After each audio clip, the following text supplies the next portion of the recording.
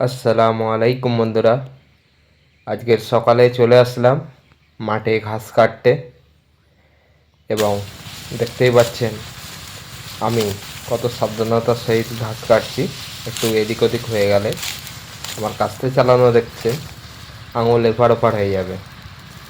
তো বন্ধুরা, এই ঘাস গরুর জন্য আমি নিয়ে যাব এবং দেখতেই পাচ্ছেন এখানে প্রচুর ঘাস আছে। খুব সাবধানতার সহিত কাটতে হয় বন্ধুরা। এখানে খুব সাপের আবাস আছে এখানে এবং যার কারণে চারিদিক তাকিয়ে সাবধানতার সহিত ঘাস কাটতে হবে। দূরে দেখতে পাচ্ছেন কত সুন্দর পরিবেশ, কিন্তু মনে একটা ভয় রয়েছে। সেই ভয়কে হারিয়ে জয় করতে হবে এবং বিসমিল্লাহ বলে আমি প্রত্যেকটা কাজ শুরু করি। তো বন্ধুরা, দেখতে পাচ্ছেন ওইদিকে কুমড়ো শাকের চাষ আছে এবং দূরে কত সুন্দর একটি ওয়েদার। তো বন্ধুরা, এই দেখেন আমি বাড়ি এসে গরুর জন্য ঘাস কাটছি। তো এই ঘাস কোচানো হয়ে গেলে আমি আমার গরুদেরকে খেতে দেবো। আপাতত আমার ফার্মে এখন দুটো গরু আছে।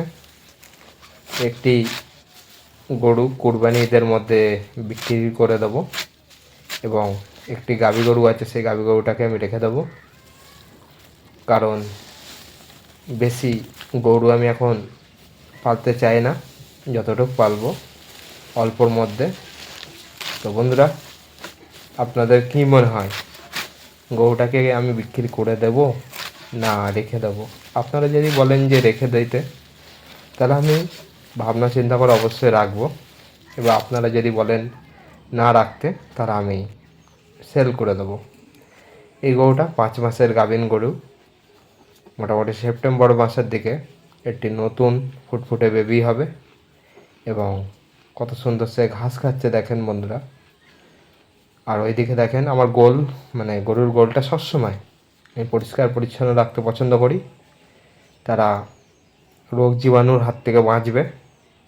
তো বন্ধুরা, এই হচ্ছে গরুর বাছুর। এই গরুটাকে বিক্রি করার কথা বলছিলাম।